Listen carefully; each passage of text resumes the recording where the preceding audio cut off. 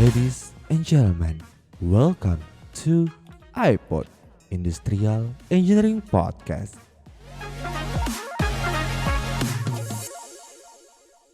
Halo semuanya, selamat datang kembali di iPod Industrial Engineering Podcast. Jadi di episode kali ini kita sudah kedatangan bintang tamu yang luar biasa. Beliau adalah alumni Teknik Industri Universitas Hasanuddin dan juga demisioner Kepala Divisi Riset dan Teknologi Himpunan Mahasiswa Teknik Industri Fakultas Teknik Universitas Hasanuddin tahun 2019. Ladies and gentlemen, please welcome Kak Elsa Milenia Baralangi ST. Hai semua. Halo Kak Elsa, gimana kabarnya nih Kak? Puji Tuhan baik. Gimana kabarnya? Baik Kak. Jadi kalau boleh tahu gimana Kak kesibukan Kak Elsa akhir-akhir ini telah selesai sebagai sarjana teknik nih Kak ya dari Universitas Hasanuddin program teknik industri. Gimana nih Kak kegiatannya? Ya, kegiatannya setelah wisuda, setelah selesai jadi mahasiswa ya agak hektik ya, karena kan setelah dari wisuda langsung ada kerja nih. Nah jadi ya menurutku sih kembali ke aktivitas normal. Aktivitas normal dalam tanda kutip normal menurut saya. Karena memang sebelum selesai kemarin itu sudah kerja, jadi kemarin hanya wisuda tuh lanjut lagi kerja kembali. Kalau mau ditanya aktivitasnya ya padat ya, namanya kerja. Kayak gitu. Oke, jadi lagi padat-padatnya masuk di dunia kerja gitu ya Kak sekarang ya? Iya, karena kan ini, kita perlu adaptasi kan. Kita dari mahasiswa masuk ke dunia kerja itu kan dunia yang sangat berbeda. Adaptasinya harus bisa seperti itu. Jadi selain mempelajari sistem di dalam, kita juga harus beradaptasi bagaimana di dunia kerja. Terus ditambah lagi karena ini sudah akhir tahun, ya seperti itu. Wah luar biasa, produktif nih ya Kak Elsa.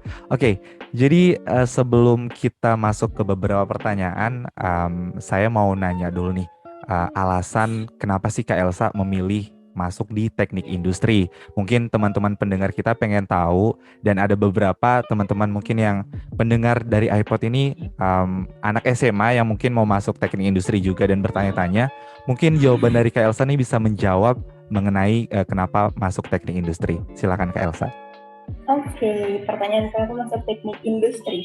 Mungkin untuk teknik industri ini kurang familiar ya kalau kita untuk anak-anak SMA ya yang baru mau cari jurusan, pasti yang familiar itu mungkin kedokteran lah. Mungkin kalau teknik pun pasti teknik sipil, teknik arsitektur, itu yang paling umum untuk kita. Nah, kemudian kenapa teknik industri? Karena saya melihat ada keluarga yang sebelumnya dia memang tinggal di teknik industri, dan saya lihat dia memiliki jenjang karir yang baik. Nah, setelah search, karena saya memang saya suka menjadi berbeda dari orang lain. Orang-orang belum tahu tentang teknik industri dan masih banyak yang kurang familiar. Dari sini kita bisa melihat bahwa teknik industri ini masih memiliki peluang yang sangat besar. Karena banyak orang yang belum mengetahui. Beda dengan jurusan-jurusan yang banyak orang yang sudah tahu, berarti di situ bisa dibilang persaingannya cukup ketat ya. Nah, karena ini masih sangat asing bagi orang, mungkin ada sesuatu yang baru. Sedangkan sesuatu yang baru pasti menarik. Itu pandangan saya sebagai anak SMA yang sebelumnya belum mengenal teknik industri, hanya mengenal nama saja. Oke, jadi awalnya itu dari keluarga yang jurusan teknik industri, terus tuh Kak Elsa mungkin riset terlebih dahulu nggak sih Kak sebelum kita memilih jurusan untuk masuk di perguruan tinggi negeri? Pasti, kita paling pertama itu harus research dulu. Karena kenapa yang jalani itu akan kita. Apakah kita sanggup, apakah kita mampu, apakah itu sesuai dengan passionnya kita. Karena kalau tidak sesuai dengan passionnya kita, pasti dalam menjalankannya itu tidak akan sesuai. Karena segala sesuatunya itu berat ringannya itu tergantung dari dirinya kita. Apakah sesuai dengan kita. Mungkin menurutnya Ilham, wah berat sekali ternyata di teknik industri. Menurut saya ringan karena saya suka, itu sesuai dengan diri saya. Nah, bisa jadi menurut saya itu susah, tapi menurut Ilham itu mudah, seperti itu. Jadi sebenarnya itu tergantung ke dirinya kita harus benar-benar research apakah itu sesuai dengan kemampuannya kita, sesuai dengan minatnya kita, seperti itu. Betul banget. Jadi sedikit aku kutip tadi, kalau misalnya segala sesuatu yang berat tapi passion kita tuh bakal mudah gitu ya Kak ya? kalau memang kita minat dan kita tertarik akan hal itu. Oke. Jadi sebelum kita take podcast ini Kak, aku sempat research juga mengenai Kak Elsa tadi di LinkedIn, dan Kak Elsa ini aktif di berbagai organisasi. Kalau boleh tahu Kak Elsa join apa aja sih Kak selama kuliah? Organisasi apa aja yang Kak Elsa gabung di organisasi tersebut? Oke, jadi saya bagi dua saja ya. Ada yang di kampus dan ada yang di luar kampus. Nah, kalau di kampus itu tidak lain dan bukan pasti HMTI ya, Himpunan Mahasiswa Teknik Industri. Nah, itu sebenarnya organisasi yang paling pertama yang kita masuki, karena kita sebagai anak teknik industri kita harus memberikan impact lah ke himpunannya kita. Seperti itu yang paling pertama. Saya mulai berorganisasi, mulai mengenal dunia perkuliahan, terus selanjutnya habis dari HMTI masih dalam lingkungan kampus, masih lingkup kampus, itu ada mentor. Nah, saya juga ikut di situ, ikut di mentor. Terus setelah itu kalau yang di luar dari kampus saya ikut di ISEC. Oke, jadi tadi ada HMTI, terus tuh join mentor di Fakultas Teknik juga, dan ada ISEC in Unhas, betul Kak ya? Ya, betul. Oke, jadi mungkin dari ketiga ini, apa sih impact positif yang Kakak dapatkan selama bergabung di organisasi tersebut di kehidupan kuliah Kakak dan setelah kuliah di kehidupan kerja? Sebenarnya dari kalau organisasi, menurut saya itu lebih bakal impact ke life after college. Setelah kita kuliah, seperti itu, karena untuk organisasi-organisasi sebenarnya lebih mengembangkan ke soft skill-nya kita.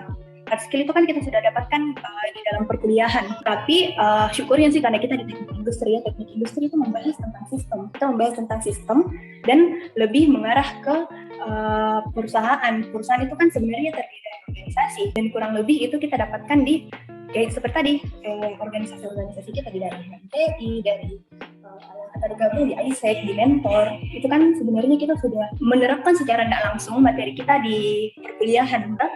Mungkin Ilham sekarang sudah semester berapa? Semester 3 Kak, ini OTW semester 4. Oke, semester 4. Nah, nanti di situ Ilham akan belajar tentang human resource management, tentang project management, tentang pemerintahan.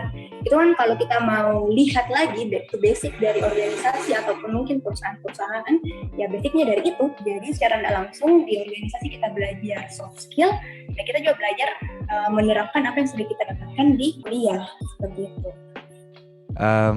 Pertanyaan selanjutnya gini Kak, kan tadi Kak Elsa udah join di berbagai organisasi dari kampus ya, ada 3 di HMTI, mentor dan juga ISEC in Unhas. Nah, gimana sih cara Kak Elsa balance dari ketiga organisasi tersebut dengan akademik Kak Elsa? Terlebih lagi kita sebagai anak teknik yang diketahui praktikumnya berat, tugas-tugas kuliahnya berat, itu gimana Kak? Oke, jujur sebenarnya banyak sih yang tanyakan ini ke saya, bukan hanya di podcast ini, teman-teman juga pada saya. Nah, kembali ke pernyataan tadi pertama saya di awal, kita harus mencari sesuatu yang kita senangi. Kalau saya sih sebenarnya sejauh ini salah satu motto saya itu love what you do and do what you love. Jadi saya benar-benar mencari hal-hal yang saya sukai. Saya mencari hal-hal yang saya sukai. Saya juga research apa yang dilakukan di dalam itu. Kemudian seberapa banyak diambil waktu saya. Nah itu saya coba melihat bisa tidak ya saya jalankan ini bersamaan. Bahkan ada satu waktu di mana saya memegang 4, bukan daftar sih lagi, ada 4 role sebagai mahasiswa, kemudian sebagai kepala divisi riset di HMTI, kemudian sebagai member di ISEC, dan yang keempat ini sebagai peserta magang.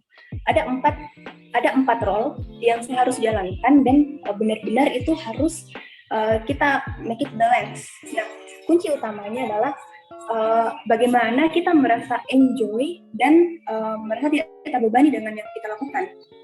Jadi bagaimana kita harus enjoy ya Kak atas apa yang kita jalani. Oke. Kalau boleh tahu Kak Elsa juga ini ya join PIMNAS ya waktu tahun 2019. Iya, saya join PIMNAS. Nah itu gimana Kak? Kan ini lagi hype-hype-nya PIMNAS kan sekarang, PIMTEK terus tuh nanti melaju ke PIMNAS. Gimana sih Kak kesan pesan selama mengikuti PIMNAS di tahun 2019? Oke, kalau saya bisa sarankan kalian para adik-adik junior ini, kalian harus ikut PIMNAS. Itu sangat worth it. Kenapa? Saya selalu bilang begini, kalau kalian membahasakan menjadi anak emas dari departemen, menjadi anak emas dari fakultas, dan menjadi anak emas dari universitas, kalian harus ikut timnas ini. Karena kenapa? Selain itu tadi menjadi anak emas, kalian bakal banyak mendapatkan benefit-benefit. Kalau bisa dibilang kalian bisa dapat privilege seperti itu dalam mengikuti timnas. Nah, kalian juga bisa dapat network yang luas. Nah, khususnya kita kan ini teknik kita kan di Goa nih. Nah, sedangkan kalau kita ikut timnas, kita bakal ketemu banyak orang, kita bakal dapat banyak insight, banyak ilmu-ilmu baru. Dan nanti ketika memang mungkin rezekinya adik-adik bisa sampai timnas, kalian akan ketemu orang-orang yang luar biasa di sana dari semua kampus di Indonesia, seperti itu. Kak Elsa tidak hanya aktif organisasi tapi juga berprestasi ya, luar biasa, keren banget Kak Elsa. Oke, dan sekarang Kak Elsa tadi udah singgung kalau misalnya udah bekerja, dan Kak Elsa bekerja di bagian manajer di Indosat Ooredoo. Boleh cerita dikit nggak kenapa bisa masuk dan bekerja di Indosat, Kak? Sebenarnya kalau mau dilihat langsung ke Indosatnya, sebenarnya kan nggak terlalu matang sih bahwa saya harus kerja di perusahaan ini. Sebenarnya itu dimulai dari basic kita saat kita maba. Ini yang saya tanamkan di diri saya, dan puji Tuhan itu saya bisa achieve. Karena kita tidak mungkin bisa mencapai sesuatu hal yang kita inginkan, sesuatu besar dalam satu malam. Itu tidak akan mungkin. Nah, semenjak saya maba, saya sudah tanamkan ke dalam diri saya harus menetapkan saya mau seperti apa ke depannya. Paling tidak, kita harus sudah menetapkan dream company. Dream company-nya kita mau seperti apa, kita mau bekerja di mana, kemudian kita cari tahu untuk masuk ke perusahaan ini, kualifikasi seperti apa, spesifikasi seperti apa yang dibutuhkan dengan perusahaan ini. Nah, sebenarnya kalau mau dibilang boleh jujur, dream company-ku itu sebenarnya bukan Indosat, tetapi ternyata Indosat bekerja sama dengan dream company-ku ini.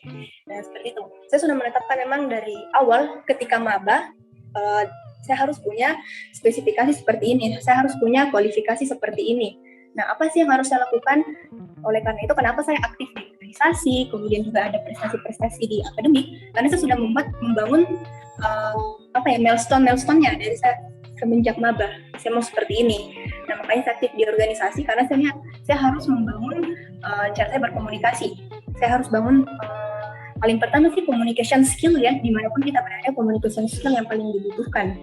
Kemudian membangun networking, terus membangun leadership. Nah, disertai dengan materi-materi yang kita dapat di perkuliahan itu yang saya bangun. Nah, dan secara kalau mau dibilang kebetulan juga bukan kebetulan, mungkin sudah jalannya ya. Di akhir semester akhir itu ada kesempatan intern di situ, dan saya ikut. Nah, mungkin karena rekam jejak yang sudah ada sebelumnya, akhirnya saya dipercayakan untuk menjadi tim leader di teman-teman magang kemarin. Nah, untuk menjadi tim leader, apakah bisa hanya satu malam? Tidak, pastinya ada perjuangan yang sudah saya lakukan. Saya tidak mau show off atau sombong untuk apa yang telah saya lakukan, tapi ini yang saya bisa ceritakan ke Ilham, dan mungkin nanti teman-teman atau adik-adik yang mendengar ini. Jadi mulai dari sekarang kalian buat milestone-nya, kalian harus buat mau seperti apa. Saya selalu ingat kutipan ini. Kita harus menembak bintang-bintang di langit. Ketika kita jatuh, paling tidak kita jatuh di awan dekat dengan bintang-bintang itu. Seperti itu. Makanya dari sekarang kita harus memang buat milestone-nya nih. Jadi ketika kesempatan itu datang, kita sudah siap. Nah, kemarin di Intan, saya kan di Intan, kurang lebih itu kita sudah belajar secara basic. Kalau menurut saya kita secara langsung itu di training tentang bagaimana perusahaan itu kita menjalankan tugas-tugasnya. Nah, mungkin selama magang itu pastinya secara langsung kita akan dinilai bagaimana performanya kita, bagaimana kinerjanya kita, apakah kita spesifikasi atau kualifikasi dari yang dibutuhkan oleh perusahaan itu. Nah, mungkin mereka melihat itu ada di saya seperti itu. Mungkin mereka lihat ada, walaupun menurut saya masih basic sekali ya, masih basic sekali, apalagi kemarin masih mahasiswa juga. Menurut saya pengalaman juga untuk berada di posisi itu masih dibilang kurang, tapi mungkin mereka melihat anak ini bisa dikembangkan, dia bisa growth seperti itu. Keren banget Kak Elsa. Jadi insightful banget pemaparan dari Kak Elsa tadi mengenai bagaimana bisa dari awal dari intern, terus tiba-tiba dilirik dari pihak perusahaannya dan sampai sekarang bisa bekerja di perusahaan tersebut. Oke, Kak Elsa, kalau boleh tahu Kak, dari semua cerita yang telah Kakak bagikan di podcast ini, mungkin ada nggak sih Kak fase terberat ya yang pernah Kakak jalani selama perkuliahan? Fase terberat apa yang pernah Kakak alami? Kalau mau dibilang fase terberat itu sebenarnya pada saat menyusun skripsi. Sebenarnya menyusun skripsi itu tidak seberat yang mungkin orang-orang bilang. Cuman itu masuk ke dalam fase terberat saya karena pada saat itu kan kita masih sudah menyusun skripsi, kemudian sementara bekerja. Sebenarnya itu yang agak ribet karena kan kalau kita bekerja itu pastinya kita akan total ke pekerjaannya kita. Nah, sedangkan dari perusahaan ini, karena kan saya sudah mendapatkan posisi dan saya diberi target untuk menyelesaikan skripsi. Sedangkan skripsi saya pada saat itu, kalau saya lihat dari skripsi dan juga konsultasi dengan senior, mereka bilangnya untuk selesaikan skripsi ini perlu waktu yang lama, perlu waktu berbulan-bulan, bahkan ada yang setahun untuk menyelesaikan. Sedangkan hari itu saya di-challenge dari perusahaan itu menyelesaikan skripsi saya dalam 1 bulan. Itu hal yang sangat bisa merasa kayak, aduh kayaknya saya salah pilih tema skripsi sepertinya, karena saya harus menyelesaikan dalam 1 bulan skripsi yang dikerjakan oleh orang-orang di luar sana berbulan-bulan. Itu sebenarnya yang selama saya kuliah itu yang menjadi hal terberat saya. Karena kenapa? Agak kurang sesuai dengan plan yang sudah saya atur. Tapi ya seberat-beratnya itu tetap untuk bagaimana bisa enjoy. Saya bisa enjoy dengan situasi seperti itu. Oke, jadi cara kakak ngatasi selama fase terberat itu adalah dengan cara enjoy gitu kak ya? Oke. Selain enjoy gimana kak cara ngatasinnya? Ya selain kita enjoy, yang paling pertama sih kita harus kita harus mendekatkan diri sama Tuhan. Karena kenapa? Kita manusia biasa, pasti perlu kekuatan, kita perlu support seperti itu. Mungkin kan di agama-agama lain pun seperti itu, kita pasti berdoa untuk minta kekuatan. Nah, sejujurnya pun saya juga kalau mau dibilang bisa berada sampai tahap ini pun bukan karena usaha saya sendiri. Kalau saya mengandalkan usaha saya sendiri itu berat sekali pastinya, berat sekali. Nah makanya teman-teman kita berdoa sama Tuhan, kita pertolongan, kemudian juga saya beruntungnya karena saya memiliki circle yang benar-benar support untuk pertumbuhan yang lebih baik, support untuk bisa menjadi lebih baik. Di situ saya bisa cerita kendala-kendala saya, diberikan juga masukan, bersyukurnya untuk karena saya ambil data di perusahaan ini di Indosat, dan mereka fully support untuk data-datanya, untuk mempelajari sistemnya, itu benar-benar difasilitasi. Kemudian juga dari dosen-dosen yang sangat support, teman-teman juga kadang kalau mau dibilang sih ada titik di mana kemarin saya sudah mau menyerah sebenarnya. Saya hampir melepas sebenarnya kesempatan untuk melanjutkan pekerjaan ini. Karena saya merasa sepertinya saya tidak bisa menyelesaikan sesuai dengan deadline-nya. Karena kan kemarin dikasih waktu 1 bulan, tetapi akhirnya saya mundur 3 bulan saya baru menyelesaikan. Karena seperti itu tadi, skripsi saya ini memang tidak bisa diselesaikan dalam waktu yang cepat, perlu berbulan-bulan, karena ini mempelajari sistem. Bisa jadi seperti itu karena dukungan orang-orang yang membantu saya, memberikan saya masukan, jadi saya bisa kuat. Dan kembali lagi, saya berusaha untuk memikirkan, ini adalah suatu tantangan untuk saya. Ketika saya mau ke level manajer itu, ini adalah tantangan pertama saya untuk berada di sana. Apakah saya pantas untuk mengambil posisi itu? Ketika saya menyerah sekarang, berarti saya belum siap untuk naik level. Tetapi kalau saya bisa menyelesaikan tantangan ini, berarti saya sudah siap untuk menghadapi tantangan-tantangan berikutnya. Nah, makanya di situ saya memang extra effort untuk membuktikan bahwa mereka tidak salah pilih, mereka tidak salah memilih saya. Saya harus membuktikan bahwa saya memang sesuai dengan spesifikasi itu, dengan standar itu. Wah, menarik banget. Wah, terima kasih banyak Kak Elsa atas ceritanya hari ini. Mungkin sebagai penutup, ada nggak sih Kak pesan untuk teman-teman yang lagi berjuang sekarang, yang lagi kuliah, khususnya mungkin untuk teman-teman teknik industri, Fakultas Teknik Universitas Hasanuddin, dan teman-teman yang lainnya. Silakan Kak. Pesan saya yang selalu saya mau sampaikan ke adik-adik, please tolong kalian prepare dirinya. Jangan kalian terlena dengan keadaan sekarang. Kenapa? Saingan kita, saingan adik-adik bukan hanya teman-teman di dalam ruangan kelasnya, bukan hanya itu. Saingannya bukan departemen, bukan fakultas, dan bukan universitas, bahkan bukan se-Indonesia, tapi sekarang, di era sekarang, yang menjadi saingan kita tuh satu dunia. Ada 7 miliar orang yang menjadi saingannya kita. Nah, apa yang perlu kita buat itu, adik-adik harus menentukan value dirinya. Adik-adik harus menentukan value-nya, harus melihat apa diferensiasinya dari yang lain. Dari 7 miliar ini, apa yang bisa membuat seorang melihat dirimu, kamu berbeda dari yang lain. Salah satunya itu preparation. Untuk adik-adik yang maba, khususnya maba ini, kalian masih punya waktu yang panjang untuk mempersiapkan. Walaupun juga sekarang sudah semester akhir pun, atau di pertengahan tahun, di pertengahan tahun perkuliahan, itu tidak masalah. Kalian masih memiliki kesempatan untuk membangun.